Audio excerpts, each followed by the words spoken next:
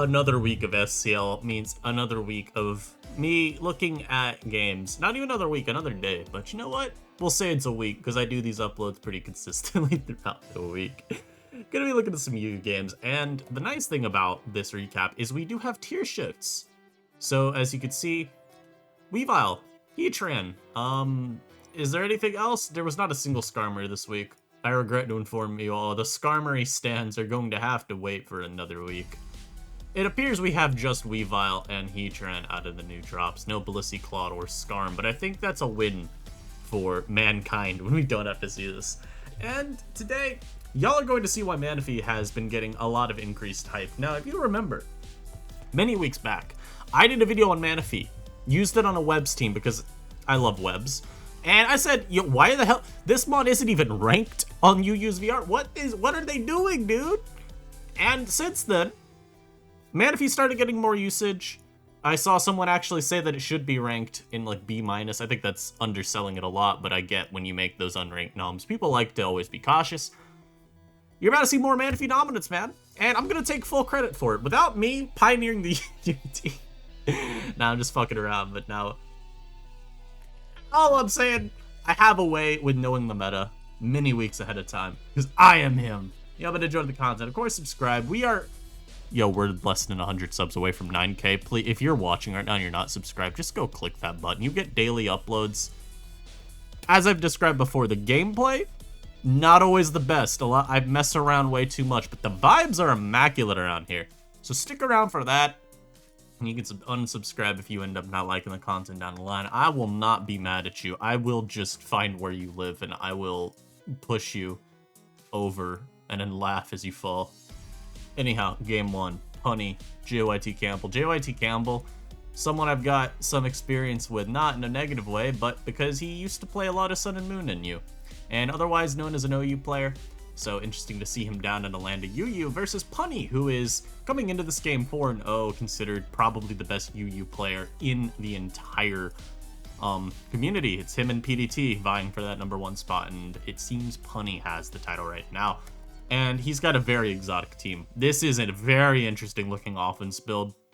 Cresselia, not really a mon that you see at all in this format. And Necrozma isn't really either. This is a mon that has actually dropped out of RU. It's currently sitting in U's ban list, which I found very interesting. And in JYT has got, like, I'm gonna be real, the best way I can describe his team, no shade intended here, it is the most cookie cutter balance build that still looks like there's something wrong with it. And I always hate when I feel that way about teams, because I want to be able to give meaningful criticism when I look at a team and talk to you about, hey, why is this build potentially not going to work out very well? I don't have a great explanation beyond me looking at the build and going, yeah, no, something ain't holding up together. I'd probably argue the biggest thing is like Excadrill weakness is pretty standout here. Now, there is a Slowking. It will take a hit, but Drill will Terra, it will live the hit, and as long as you dodge a Scald Burn, you're chill. And there's not really a lot of room for JYT to come back. It is a mon where you have to get 2 turns of setup to go well. But I mean, Drill does that more consistently than I would like to admit. Manaphy also looks great. Manaphy is actually just really good into these Slowking builds. It's just another reason that Slowking is falling out of relevance in UU, and it would not shock me to see it eventually drop down to RU, if I'm being honest with y'all. I also do think Punny's Okidogi here is a pretty good matchup, primarily because what's the counterplay? And counterplay is like defensive Terras and Torn trying its best to hold the Okidogi in check throughout the match. Weavile even's like 1 knock on this Dogi away from winning. Like, as I look at JYT's team, this Dogi could be a variety of sets. Bulk Up is what seems the most intrinsic to me, not intrinsic, inherent to me, because I don't think it needs Scarf. Your team's already super fast, and I don't think you need AV because the Torn is like very, very AV here. So the only, like, maybe it could be Banded, but it's just unlikely to me.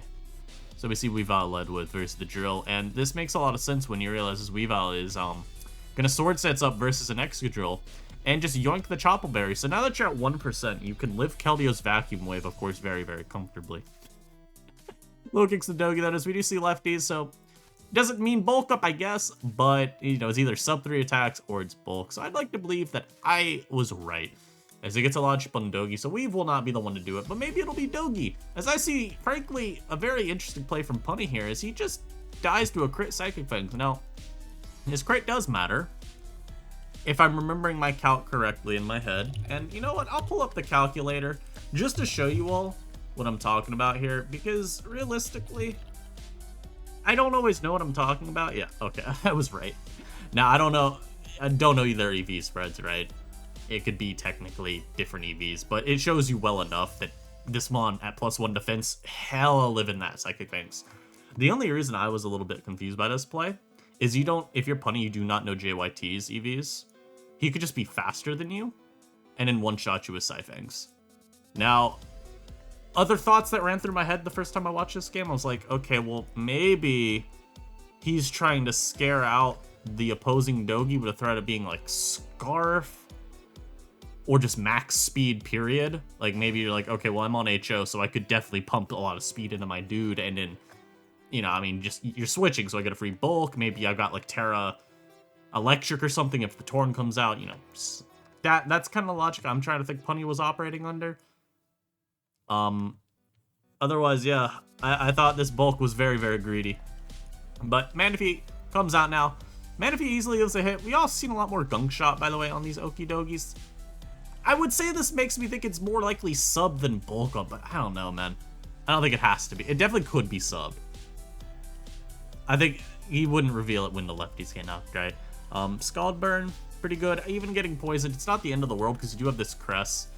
And Cress on this type of team could definitely be Healing Wish. Just given the fact that you have the Necro to do the sweeping stuff. Like, you could be double Psychic. I'm just not convinced by that in UU when there's so many Dark types. I don't think that is a recipe necessarily for success. So we see some repositioning go off here. Very funny trick here, because this actually just means now the Cress is immune to Drill EQ. I found that very funny as I watched. And then we see Lunar Dance pop. So Manaphy can come back. You do have to go Necro here to preserve the H-Wish, and now you literally, anytime you switch, it's going to be passed. I don't think that's too big a deal for Punny, because Manaphy seems like it's always next in line here. You're not going to bring the Tran back out, I'm sorry. As the Necro is going to keep boosting here, though. And by keep boosting, I mean it's just going to claim its KO with Earth Power here, after getting a nice little Keyberry activation. So this is a very scary Necro set. NU players will remember it. It actually can just live knock from this Weavile very easily. So we actually see Axel gone for, which I'm not sure does more than knock. No. I think knock is stronger. The Weavile does end up missing, though, after it's one Axel here. It would have KO'd Necro over 2 turns, and that would have actually been pretty good for JYT, admittedly.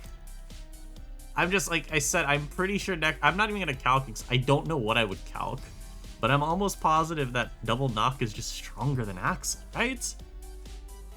It's like 30, 60, 90 versus just one hit of like 260 power. I don't know, to me, I think knock was always a little bit better.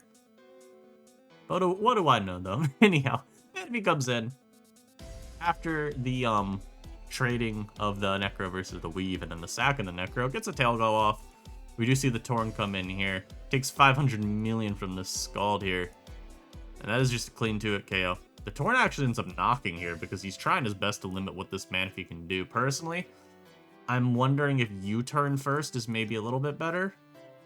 U-turn into like double Bleak Wind, maybe KOs, but you know, it's not the best. Terra Fairy popped here because he wants to T-Wave, and also, of course, not die to E-Ball. Unfortunately for JYT, he does miss the T-Wave here. As you know, we'll switch to Tran because, well, if he can get a T-Wave off, this will die. It will die to Drill Q from this range. So he does bring up T-Wave, and he lands this time. King will then get sacked. And now it's just a matter of how does these next few turns go. Now, the smart thing Punny's done is preserve his Terra. So Drill, knowing that the Tran could Terra, he does end up going for Iron Head, looking for a flinch. Instead, he finds a Flame Body. And if he had flinched there, he actually would have won this game, potentially. And would have come down still to another turn of flinching. EQ is only like 25% stronger than Iron Head, and so you end up having to still get another flinch. it's not the greatest. I do still, like I was saying, I do wonder if Torn was better off bleak winding instead of knocking Manaphy. I'm pretty certain that if this is just like offensive tail glow, right? The Mon was at like half. It's not this. I'm so sorry. It is not this set. Is this, right? But Bleakwind did enough. And it was burned and he ended up 8. The knock did that much, right? Have that.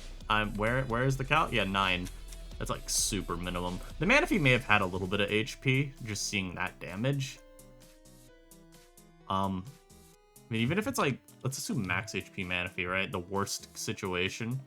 It was at 50%. We'll say exactly middle of the road there. This was just a guaranteed 2-shot.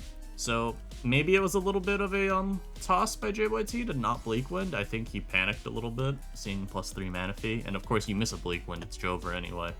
The route he took was a potential winning one. I think he did get a little bit messed up by the, what's it called, the miss on the first T-Wave. Because if he gets the first Thunder Wave off, he still has his own Tran too, in addition to Drill. So he would have been able to go Drill, KO Manaphy with the EQ. And that's a little bit cleaner, because at least your own Tran, you can try something there.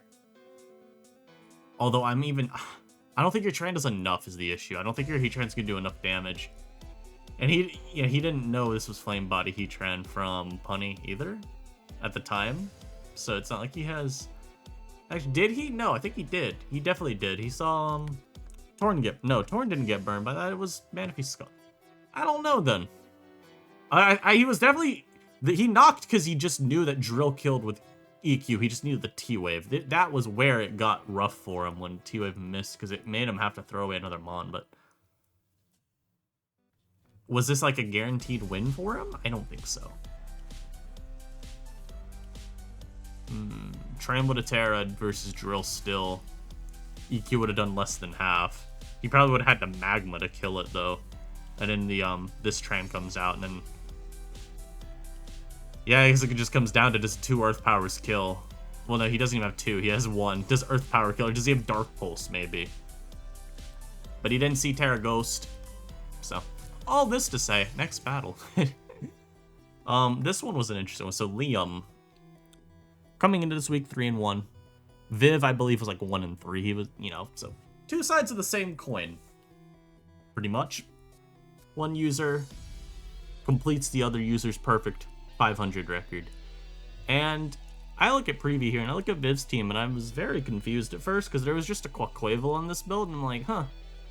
Well, that's interesting, because you don't really see Quaquaval a whole lot in UU outside of Hyper Offense. And so I asked myself for a little bit, I'm like, what role is he trying to fill? Like, is this AV Torn and your Spin Quaquaval? But I didn't think that would be the case, because I don't know, that just feels like a little bit too poverty to me.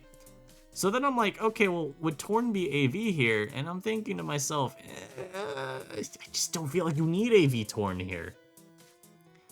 Like, the team just... You got Rhyperior, you got Heatran, and potentially even, like, AV Drapple. Now, it does not end up being AV Drapple here, but it was definitely a possibility. So I'm thinking to myself, okay, is he Plot Torn? But then, like, again, what's the point of the Quavo? I think, generally speaking, the Quavo is here because of opposing Dark types. Is just... especially if this is, like, a bulkier one, which I'm not a huge fan of, but I guess I could understand, right? This is going to check Weavile pretty well. It's even a little bit of an extra stopper to low kicks if you care.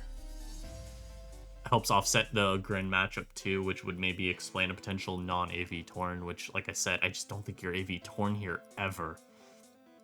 So, I don't know. It was definitely a little bit of an odd team, in my opinion, from Viv here. Meanwhile, Liam has a Swampert, which you don't really see at all in this tier, but another Manaphy. And Manaphy here does have pretty reasonable matchup. The Torn is, again, somewhat of a roadblock. I don't think it's unbeatable, and Quavo is the water type of choice. Is like, I mean, that's just easy eatings. You insert the Shannon Sharp video clip of him just detailing out this insane plate of food. It's not even one plate, dude. It's a whole table of food. I've never been more stunned by what one dude was eating at once. Crazy. The Okidogi also just bends this team backwards. There is the counterplay to Okidogi here. Terra. That is literally it. I don't think any amount of proper pivoting is really going to help that much. You have Torn to try and KO it from full, disregarding Okidogi's own Terra, but otherwise, like, nothing switches in. Imagine it's just like Assault Vest Dogi, right? A mon that is incredibly hard to switch around because it's got a ton of bulk and it's really, really strong too. It's just CCing you down. Like, you better be Terra Poison Drapple, right? Terra Ghost is like similarly okay. It's, you know, pick which one you want. You better be like same thing on Ripe. You better be the same damn thing on you too. You better be Terra Ghost on a Weavile as well, man. So I was looking at this from like, okay, well, if Manaphy doesn't win, then surely this Okidogi just breaks Viv's team in half, right? Anyhow, we get into this. Torn is led with, because Torn is like, I didn't talk about anything Viv had going for him. Torn's actually pretty solid into Liam's team. There is no flying resist. Scizor is your steel type without like fallback Thunderous or even like another steel. Little bit greedy. You have AV Torn, but I'm never a huge fan of that sequence when you don't have initiative, because even if it's like AV Torn, you can get knocked on the switch, and it's just not fun. It's not a route I like playing, so we actually do see it's plot Torn, which does make sense on this team. I think if you're AV, your build just gets to be a little bit too passive, so this makes sense. It's a bulky offense, right? So instead of walls, you've got tanks, and the difference is just a wall is there to eat hits. A tank tanks some hits. See, tank, but it also does a lot of damage, because think about a tank, dude. That's very destructive.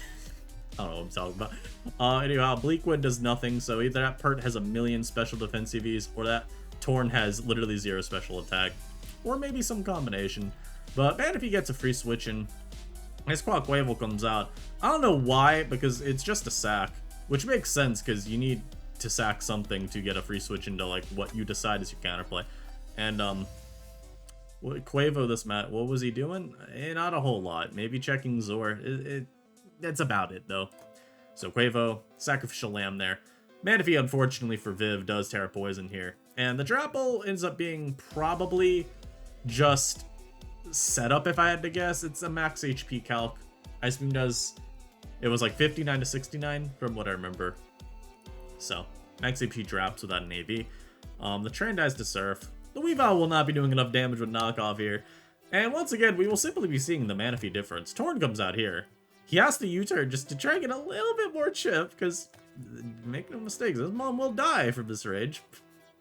Torn comes back out now. U-turns again, because he still can't actually KO this mod. So now Drapple will be sacked. Torn now finally can KO this, guaranteed with Bleakwood Storm. And I mean, for what it's worth, Viv picked the right last mod. You know, again, as we said, there is no flying resist, so if anything was going to win the game for Viv, it would be the Tornadus. Unfortunately, though, Liam has way too many Pokemon. So he's able to just Draco with Draps. I don't even think it dies in one hit, by the way. I think Drapple can, or at least it's like a roll if it's bulky enough. Also, as you see with that Draco damage from this Drapple, this is 1000% like a very bulky. It's like Nasty Plot Drapple and bulky Nasty Plot here. So, anyhow, as you see, none doesn't really matter too much because it was Scarf Okidogi the whole time, and it would have done enough damage to put it in range of a series of things like CC into Bullet Punch into Torrent Flip Turn, and then you still have your own Tornadus at full as well, which would have been able to get a little bit more damage off as well had the Nita Rose. So, I mean, again, we talk about this just being the Manaphy showcase. Okay, there you go. This mon gets one turn to set up, and then gone. Terra Poisons. Gone. Gone. Gone. Oh, not gone yet. Gone. Like, this mon is so disgusting right now in the UU tier. Very, very evil Pokemon. Let's just skip to the end so it's not running in the back. Now we get Scarf Scaram versus Franco. Franco bringing a very standard looking team. Potentially, it's like you could look at this and say it's Volt turn. You could also just say it's standard balance. If it was like Flip Turn Lottie, I'd feel more comfortable calling this a Volt turn team. But Flip Turn Lottie isn't really something that I see a whole lot of anymore. Ever since Tran dropped, I'm seeing a lot more of them tap into coverage. Even Calm Mind is getting like some attention. Specs is seeing a lot of use too. And Specs is now running Flip Turn. He's just, there's no reason. It's like running U-Turn on a Specs Greninja. I'd rather be doing damage that turn, or at least setting a spike, right? Scarf Seram's team. My immediate thought was, oh my god, Mr. Craw? That's a really cool pick. Because Mr. Craw's got something over the other dark types, and that is it doesn't really care about the traditional checks. You look at like Koba Tink. Mr. Craw has Crab Hammer. Or whatever water move it's running on. I don't use this one. But it's got Crab Hammer, so you don't care about him like you do with Weavile or Low Kicks even. Which I thought was a really cool benefit. It's also, there was something I was trying to think. Oh, right, Weavile check. Technically, you kind of check Weavile, I guess. They're all low kick, but if you run into one that for some reason is double ice move knockoff SD, then hey, there you go. I mean, even if it's like banded Weavile, which I don't think I've seen a single banded Weavile, you would check that. You got a nice typing for that. So there's some reason to run it. Also, of course, better in Okidogi than the others are, I would say. Weavile's pretty good in Dogi, at least, because if they're offensive, you knock them, and then boosted Axle, the next time they try to check you, just pops them. And if they're bulky, it's kind of the same thing, though I believe Weavile does have to exhaust its Terra. Everything else about Scarf Seram's team, it's a little bit shaky to Okidogi, and I thought that was probably the biggest issue for it. Because, well, of course, Franco has an Okidogi on his team, so at the time, that's what I was focused on. Alright, did this just... Hey, I did not say you could do this thing twice in one video. I don't think it's happened before. Wow. Here's no Okidogi counterplay, innately, other than just pray that it does not get safe switch-ins. Now, the nice thing is, there actually is. I lied to you.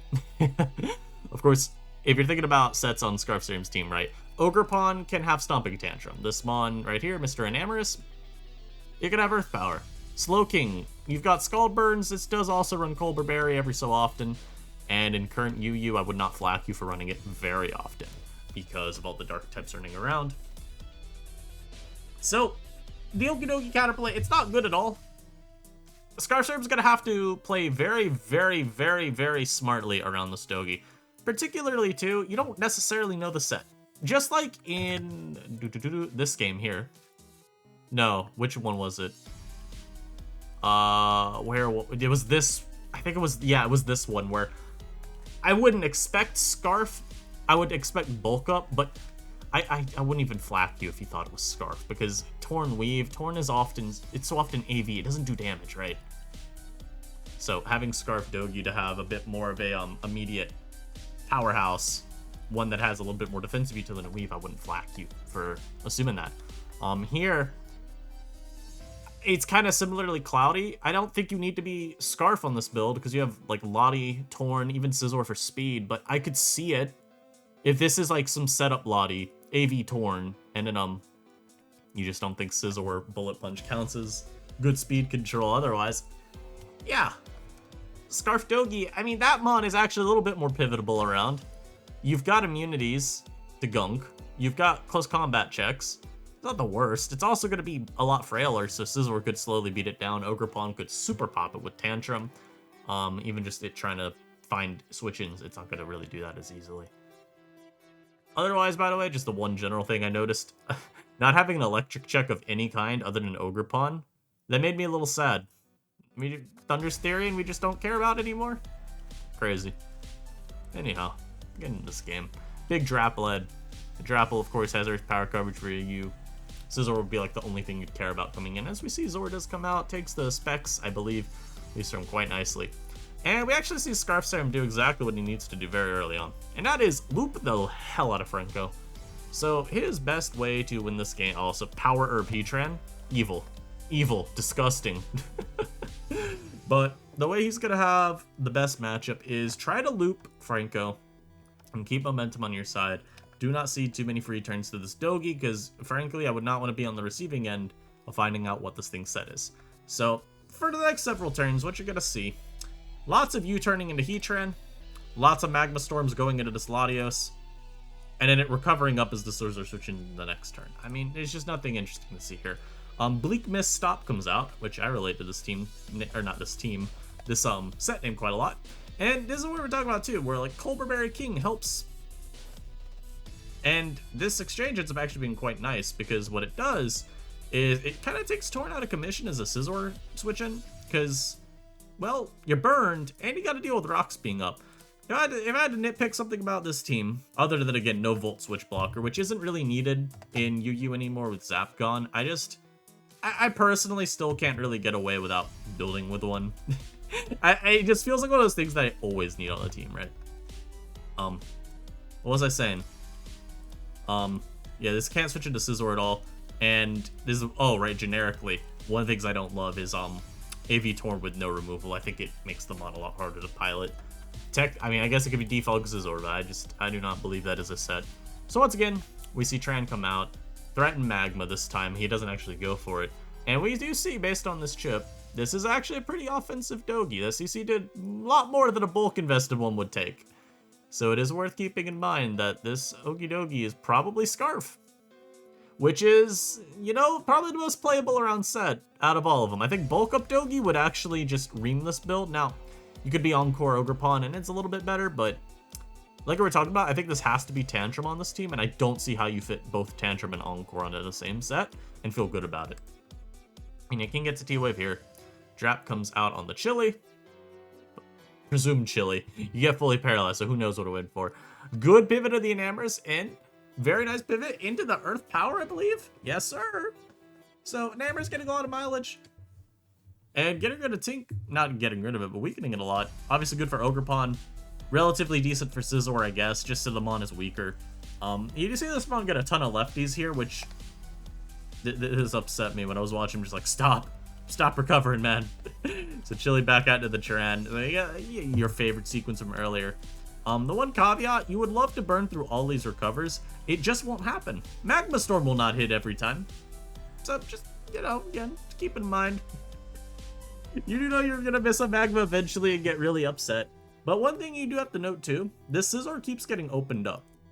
Is with this Tornadus so low, and now even the Tinkaton kind of low too, which it was never a great switch into Scizor, but it was always, like, I guess available as one. This Mon getting lower and lower too. Zor does have winning odds. Forcing this Mon to have to be the Scizor check at this point, very good for Scarf. As we said, this Mon is a huge threat, so if you're able to draw it out, mandate that it's the one that takes these hits, gives you some chances. So this Mon ends up tanking 2 CCs. That full pair is just really annoying because Scald was probably coming out and it was killing this thing. Instead, you do have to switch out so that you don't waste your Mon. You can get your regen, you're at least still alive. And Enam will come out. Earth Power, a little unfortunate there because it does give Torn a chance to U-turn now, get a little bit more HP. It's not getting a lot back though, so it doesn't really matter. As Mr. Zor gets some nice positioning, you will be sacking. I thought for some reason King got sacked there, my bad. Zor comes out into Dogi, but this is a bit of a caveat though. You saw that did 30 last time with BP. This no longer can switch in at all. Rocks are up. You will simply die to Bullet Punch now. So we do see this actually did double CC as Enam came in, and you'll see Enamor's Moonblast actually doing enough to cause Torn to die with Rocks plus Burn. So that's pretty good for Scarf, as the Zor now is the sacrificial lamb. I was mistaken, or the Slowking is to the Zor. I was mistaking the turns on which these things happened. Tran now comes out, and this is what I was saying earlier. You will not hit every Magma. You ready for this one? Right there. It hit me. Ow. Don't hit me with a Magma Storm, bro. Owie. Very nice Ogerpon pivot here, predicting a Surf or Aura Sphere or something. As, look at this Ogerpon here. You ready for this? Knock off into the Tantrum, man. I told you it had to be Tantrum Ogerpon on this build. You're just too weak to Dogi otherwise. Unfortunately for you, Zor comes out now, so you must be sacked. You just don't want to keep giving momentum to the Zor, so it is a little bit better. You get some back on your side. They went Dogi, so you get the... Okay. This play here, a little bit odd to me. I think Zor was, like, super free. You just go Scizor and Bullet Punch. I guess you could worry about this being Terra Electric, and then it would live a Bullet Punch if it wanted, and then it would CC you for 5 million. Mr. Crawl comes out, though, gets the job done with the Jetter, as we do see Latios now drop a Drake on this Tran, and it's here where the game gets a little bit out of hand for our protagonist here, Scarf Scaram, because Latios reveals its Calm Mind. And you remember when I showed you this had not terra'd yet? Well, that becomes a problem for Scarf, as it's Terra Steel. So now you resist Scissor Bullet Punch, and Enamorus is not winning a 1v1 versus you. It just will not. So they both boost up to +6/+6. Lottie doesn't even really need to get a crit, it just needs to not get crit. You've got recovery. You could recover up here. Enamorus, the only recovery it might have is Draining Kiss. So you just win this exchange very, very comfortably. Mr. Craw comes out. Unfortunately for Scarf, Mr. Craw's kind of a bad Terramon here. But it's like, what else was he tearing, right? He has to go for it for like the tiny bit of extra chip it does. Just a reminder. Adaptability mons, when they terrestrialize into a type they already are, the boost you get, it's like an extra 10% or something. It's really low. So Jet ends up doing like nothing extra. And we see Franco win with a very cool Lottie. I'm seeing a lot more Calm Mind Lottie lately. Calm Mind and Specs seem to be two sets that are trending up a lot in usage, which is scary. Specs Latios is a very powerful mon. And I think really any special wall breaker paired with an AV Torn so that you have an easy time getting a knockoff on opposing AV Torn, even if it's like Boots Torn, I guess the same thing applies. But this kind of core, it works with like Drapple as well. It works with oh, what's a mon I've used lately? Don't worry about it that much. The specifics don't matter. All you need to know, the core, immaculate. Last game, PDT versus Liss, Lyss. And I like this game. I saved it for last because I believe it's the highlight match of the week, personally. Because it shows probably the two defining archetypes of current UU. Liss has what I would just say is like Volt Turn. You got Volt Switch Koba, Chili, Slowking. Someone just slamming into the wall in the house. Thank you for that. Volt Switch Thunder is potentially U-Turn Ogre Pawn. And PTT's got Dark Spam. Now you may wonder why I call it Dark Spam when there's only two of them. Don't worry about it. That's spam enough. you know, when we write analyses for Smogon, you call that a Dark Spam core. These are the two styles, though, that are getting a lot of increased usage right now. UU has a ton of amazing offensive dark types. Hoopa, Greninja, Weavile, Low Kicks. And it's very easy to get two of them on the same team. I think generally you're stacking Hoopa with either SD Low Kicks or SD Weavile, personally, because Hoopa's a really good lure. Your opponent is not going to know if you're physical or special off preview. Most of the time nowadays I seem to see special Hoopa, especially with this type of core. You benefit a lot more from special. It's just a little bit more of a effective lure. Because yeah, you're still going to draw in things like Cobalion and Tinkaton and get chip if you're physical. But if you're special, you get a lot more chip, which is pretty good. So, unfortunately for PDT, I would argue this is probably one of the worst matchups he could have gotten for Dark Spam. Because there's a Koba, there's also an Enamorus T, which is just another dark type check. Now, you may not think it's a dark check because it's just going to get blown up by like Weavile Axle or Hoopa coverage. Stop doing, you know what? Fine. We'll play this song. I'm so insistent. But it's still something that takes the dark hits. It has Terra too. You know, there's always the wrinkle. And then Liss even has her Weavile of her own. So that just gives another extra little check. You even have a like Ogre Pawn, potentially Terra Grassing, and just smoke either of them. Now, okay, you're not Terra Grassing versus Weavile. Actually, you could. You live Ice Shard from full, as long as it's not boosted. So there you go. Terra Grass, Ogre Pawn, and just pop either of them. You know, if this is like Scarf, you're gonna be faster than, and then this will just get smacked up too. So something from preview too to note. I think Liss's Enamorus is very good offensively too. If it's Mystical Fire, one of the sets you see run is Moonblast, Earth Power, Mystical Fire, Healing Wish. If it's that set, there's just not defensive counterplay unless this is Hydrapple with AV and Terra, which naturally it is an AV Drapple. Look at this team, look at the Heatran counterplay otherwise. You have to be AV Drapple here, otherwise you just don't check Heatran. In theory, you could be like AV Hoopa as well, but Drapple is a little bit better of a holder of it since you got Regenerator. And even have Dragon Tail, which is just naturally good on AV mons. So this Enamorus, you're going to see it also. What I said manifest. So Thunders is led with because, I mean, it's Thunders versus Thunders otherwise. Volt Switch turn 1's always safe because you don't really care if the Thundurus comes out. At worst, you'll just trade some hits. And I would argue Liss, it's tough. I think early you probably don't want to trade the hits because you do want Thundurus to soft check Scizor. But it's not the end of the world if you just trade off your Thunduruses for each other's. I think you can still handle Scizor with this team. It just gets a little bit too dicey for my liking this early on to do that. This doesn't matter though at all because PDT goes Scizor and an Amorous Mystical fires it and it gets one shot. So that was really funny. Yeah. Nice slow kick switch in here, by the way, predicting Sludge Bomb and then going Thundurus too, just to keep this mon at full. Very, very nice. I will say Liss thoroughly outplays PDT in the early game of this match. I believe she got every turn right she needed to. Sludge Bomb's here too. This mon's always coming out. Staying in too, by the way, to Sludge Bomb again. And what I believe the logic here is, you've already got damage on the Scizor at this point. Not Scizor. You've gotten rid of the Scizor. And then you've gotten some damage on Thundurus already. So this mon isn't really long-term as big of a threat as it would be otherwise. And most of your team outspeeds it. It can't really use Koba as a super free switch-in because you're just going to body press it anyway. So, and of course these two ones just outspeed. This would have to Terra, I believe, to one-shot unless it's banded with knock. Otherwise, yeah, you have to go for your Terra Grass IB Cudgel.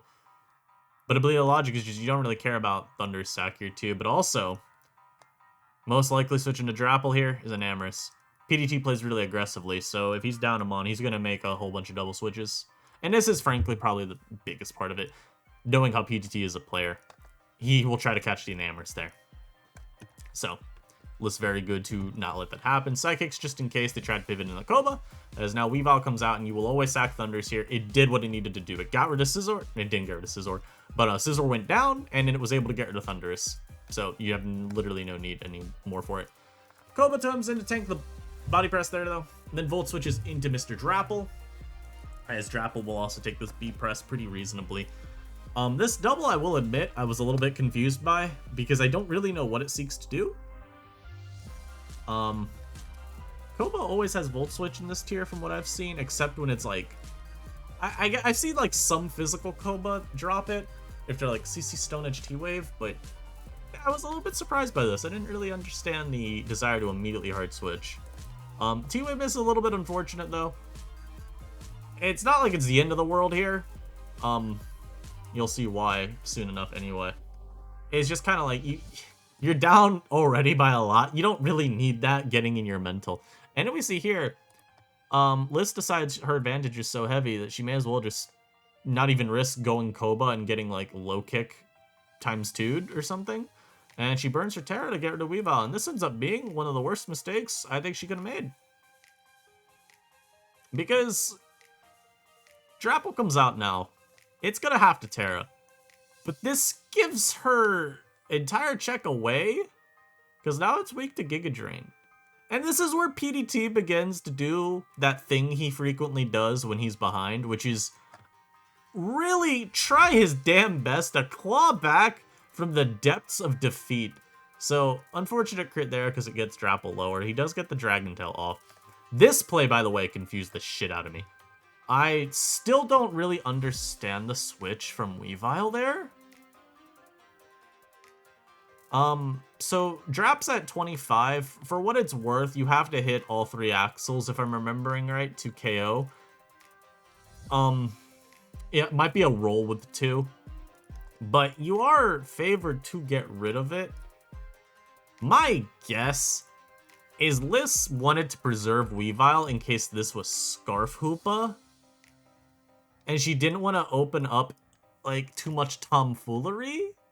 If like Koba got randomly caught by something and then it gets a little bit harder from there if you lose Weavile or something to like Axel missing.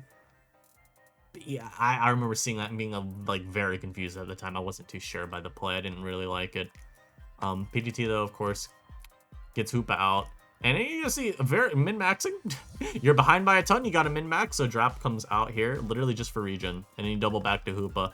He reveals he's special as well, so Scald Burn, while bad, is not the end of the world. He gets a little bit of HP back. It went from 5-2 to 3-2. Weavile comes out now. And this is what I was talking about too. You see the axle damage here? 8 into 16. Okay. 8 means the next is 16, okay? So, depending on rounding, maybe it died to 2, but probably needed 3. I think Liss was trying to play it as safe as possible there. Drapple will get the Fickle. And then Ogerpon, once again, just critting another Cudgel. Which, I don't know how much these crits matter, but they definitely look annoying as a spectator. Hoopa now comes out because, again, Drapple has to be kept around to have any shot at winning. This crit here doesn't really matter that much. It's kind of, again, it's annoying, right? And then, once again, another switch. I believe... I think she's operating, again, the whole time under the assumption this is Scarf. I can't say that we had any turn that confirmed Scarf. Yeah, I don't think any turn from Hoopa confirmed Scarf at any point, by the way. It's just you look at preview and you assume Scarf, because the admitted team probably likes Scarf Hoopa more than anything else. But yeah, she puts a ton of respect on the threat of Scarf Hoopa. And then switching there, for what it's worth, we're about to see, by the way, it's not even Scarf. It keeps switching songs, please. Rocks go up. We see, this is where we get it confirmed. I mean, this is not even Scarf. As you see, again, PDT min-maxing as much region recovery as you can, but there you go. Switches in, doesn't take any chip. So, was boots the whole time! Drapple comes out now, though. And again, I feel like maybe at this point, you've seen where some of the crits matter for Drapple. At worst, assume that Ogerpon never gets a crit. Maybe this is instead looking at just taking the 28 from Rocks plus body press. It's like at 71 or 72 HP here. I guess that's a thing. And yeah, full para here is kind of cringe. This entire sequence here at the end is a little wacky. You still die, by the way, to 3-hit Axel. This end game is a little bit odd the last 2 turns. So, couple things. Axel obviously did not kill from that range. On the contrary, though, or on the other side, on the other hand, God, I can't speak. Drapple did not OHKO without a full power Fickle Beam, which is definitely what PDT went for.